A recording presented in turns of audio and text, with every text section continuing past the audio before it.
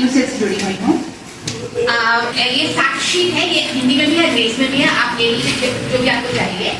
और इसके अलावा एक प्रेस विज्ञप्ति भी है, तो आपके पास दोनों मिनट चाहिए। मैं थोड़ा सा शुरुआत में बस कुछ तथ्य आपके सामने पेश करना चाहूँगी। ये पहली बार नहीं है कि press club, Raipur press club में बस्तर के ऊपर एक प्रेस वार्ता हो रही है। इस साल में ही कई हुई हैं और पहले भी कई बार ऐसा हुआ है कि हम ही लोग आपके सामने आए हैं। वहाँ पे मुठभेड़ हुई है, ग्रामीणों का दावा है कि फर्जी मुठभेड़ है और उसके उन्हें साक्ष्य प्रस्तुत किए हैं। उसको लेकर हम यहाँ पे आए हैं और मांग की है सरकार से कि उसकी जांच की जाए, और अभी तक कोई जांच हुई नहीं है। आज वो स्थिति और भी गंभीर होती जा रही है। इस वर्ष हमने देखा कि अगर हम बस सुरक्षा बलों के आंकड़े देंगे तो उन्हीं का दावा है कि उन्होंने 235 लोगों को एक साल में मारा। मतलब पिछले कई सालों का देखिए तो इस साल में 40 लोग मरते हैं, इस साल में 55 लोग मरते हैं। इस बार 2024 में उन्होंने 235 लोगों हैं। बहुत मुठभेड़ें हैं, ग्रामीणों का कहना है कि जहाँ पे या तो जो मारे गए वो माओवादी नहीं थे, निर्दोष ग्रामीण लोग थे, या जिस प्रकार से लोगों को मारा गया वो निहत्थे लोग थे, उनको पकड़ के मारा गया, उनको शांतिपूर्वक अरेस्ट करके उन पे न्यायिक प्रक्रिया हो सके। तो ये बार बार आ रही है। अगर आप फैक्ट चेक जो हमने एक शीट बनाई उसमें देखें तो उसमें कुछ हमने मुख्य जो इस साल में घटनाएं घटी हैं, जिसमें एक 6 महीने की बच्ची है, उसका भी हमने उदाहरण दिया है जिसको मारा गया था। जो पीड़िया में 12 लोगों को मारा गया, ग्रामीणों को मारा गया, तो उसके बारे में पहले भी हमने प्रेस कॉन्फ्रेंस में उसका भी उल्लेख है।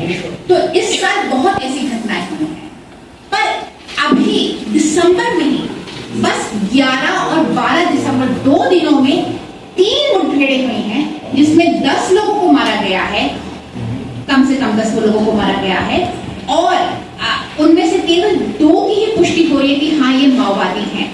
बाकी 8 ग्रामीण बोल रहे हैं कि वो साधारण ग्रामीण हैं, गांव में रहने वाले हैं, किसान लोग हैं और उनको मारा जा रहा है। अभी तो आपको पता है कि कुछ बच्चों को भी गोली लगी है, इसमें से एक अभी तो रायपुर में है जिसका ऑपरेशन कहीं हुआ है। तो ये जो हुआ है, ये मुठभेड़ें भी बहुत ज्यादा बढ़ गई हैं।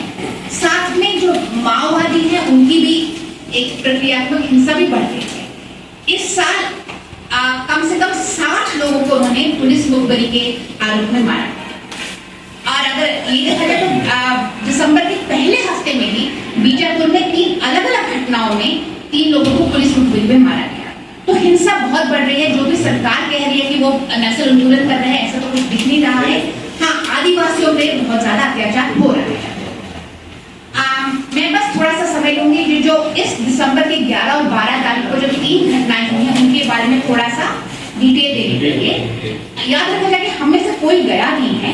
ये जो हमको जानकारी मिल रही है वो वहाँ के ग्रामीण है, वो सामाजिक कार्यकर्ताओं और वहाँ के स्थानीय पत्रकारों से बात कर रहे हैं। तो उनके माध्यम से जो हमको खबरें मिल रही हैं और उनको हम आपके सामने रख रहे हैं। और मतलब बहुत चिंताजनक है अब वहाँ की स्थिति, इसलिए हम यहाँ पे ये प्रेस वार्ता कर रहे हैं।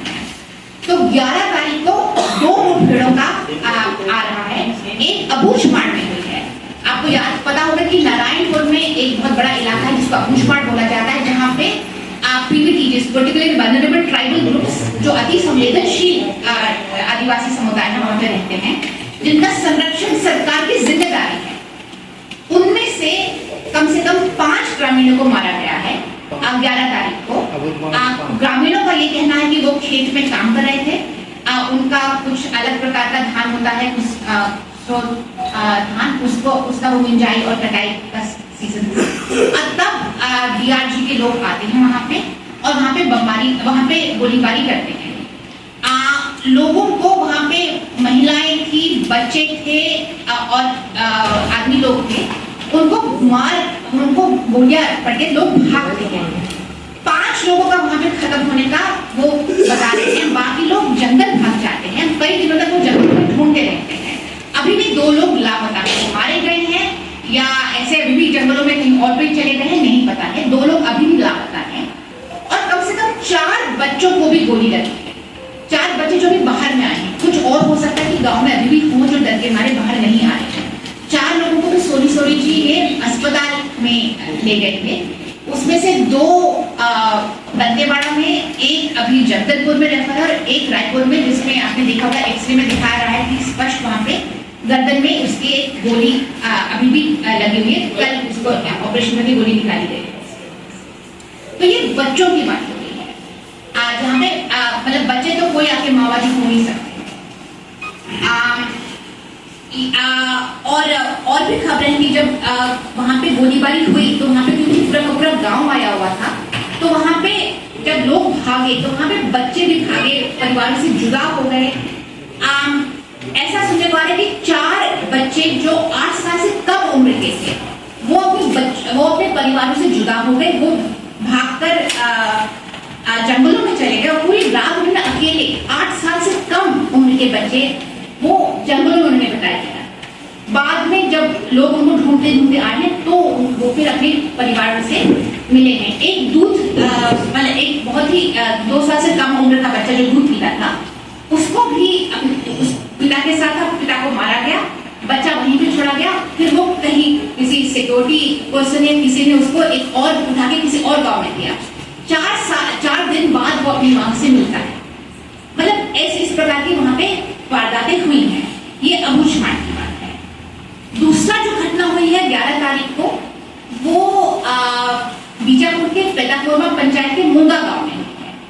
वहां पर भी सुबह की बात है, मुंगा गांव में किसान खेत में काम कर रहे थे। वहां पे फिर डीआरजी के लोग आते हैं और वहां पे फायरिंग शुरू होती है। लोग भाग के अपने घरों में चले जाते हैं। एक व्यक्ति है जो मारा गया बाद में, पांडु, उसका नाम है पांडु माड़वी। वो भाग के पहले अपनी मासी के घर जाता है, उसके पीछे फोर्स भाग के आती है, फिर वहां से भाग के किसी और घर में जाता है, शरण लेता है। वहां पे सबके सामने पीछे आके फोर्स उसको मारती है, सबके सामने मारती है। फिर उसके कपड़े उतार के कपड़े वहीं पे छोड़ के जाती है। लोग अभी भी अपने वो कपड़े, खून से सिले कपड़े दिखा रहे हैं जिसमें 4 गोलियों के निशान के बंदूकों के होल्स हैं, छेद हैं। और उसको ले जाके जब लोग मना करते उसको ले जाने से तो उनके साथ मारपीट होती है। वहां के 6 या 7 अन्य लोगों को भी साथ में पकड़ के ले जाते हैं। 12 तारीख को बीजापुर के नेता गांव से एक और खबर आती है कि वहां पे जो है 2 ग्रामीणों को वही डीआरजी आई, उनको भी मारा गया और वो भी निहत्थे थे, ऐसे ही ग्रामीणों का कहना है। तो हम ये देख रहे हैं कि केवल 2 दिनों में 3 घटनाएं होती हैं जहां पे कम से कम, मैं और भी मतलब हो सकते हैं, नहीं पता है, पर कम से कम 8 ऐसे लोग हैं जो मारे जाते हैं, जो ग्रामीण बोल रहे हैं कि वो निर्दोष हैं। अब ये है कि नहीं, ये तो सरकार को जांच करनी चाहिए, न्यायिक जांच बिठानी चाहिए। और हम कब से मांग कर रहे हैं कि घटना की न्यायिक जांच हो, पर अभी तक। इसके अलावा और भी खबरें आ रही जो बहुत चिंताजनक है। ये बीजापुर में कोंडापल्ली करके एक दूरस्थ गांव है, वहां पे अभी 1-2 महीने पहले एक कैंप खुला है और गांव वाला का कहना है कि जब से कैंप खुला है तब से वहां पे साथियों, हमारा ये कहना है, आप मीडिया के भाइयों से निवेदन है कि ये जो घटनाएं हो रही हैं, दरअसल किसी भी लोकतांत्रिक देश में जब कोई घटना हो तो सरकार की जिम्मेदारी है कि उसको पूरी तरह से जानकारी लोगों को दे। और ये बहुत दुर्भाग्य की बात है कि ऐसे आदिवासी परिवार को मारा जा रहा है जो खेतों में काम कर रहे हैं, गांव में आ रहे हैं, जा रहे हैं, उनको, उनके बच्चों को नहीं छोड़ा जा रहा है। जैसे कि आपको अभी जो पत्र दिया गया उसमें लिखा भी हुआ है, बच्चे रायपुर में एडमिट हैं। तो ऐसी स्थिति में सरकार को जागरूक होकर के उनको इस बात की चिंता होनी चाहिए कि अगर कहीं भी कोई भी ऐसे अपराध हो रहा हो तो वो लोगों को बताए। और इसका सबसे सही तरीका यह है कि उसका उच्च स्तरीय न्यायिक जांच आयोग बिठाना चाहिए। लेकिन सरकार किसी प्रकार से किसी की बात नहीं सुन रहा है।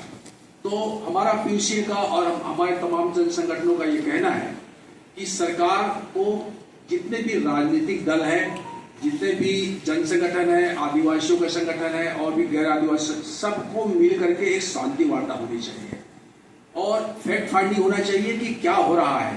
क्योंकि हमें कुछ मालूम ही नहीं है तो हम क्या बोल सकते हैं उसके बारे में। हम सिर्फ चिंता जाहिर कर रहे हैं कि उन घटनाओं में जो मारे जा रहे हैं लोग, और जिस तरह से सरकार उसको ट्रीट कर रहा है, ये बहुत दुख की बात है।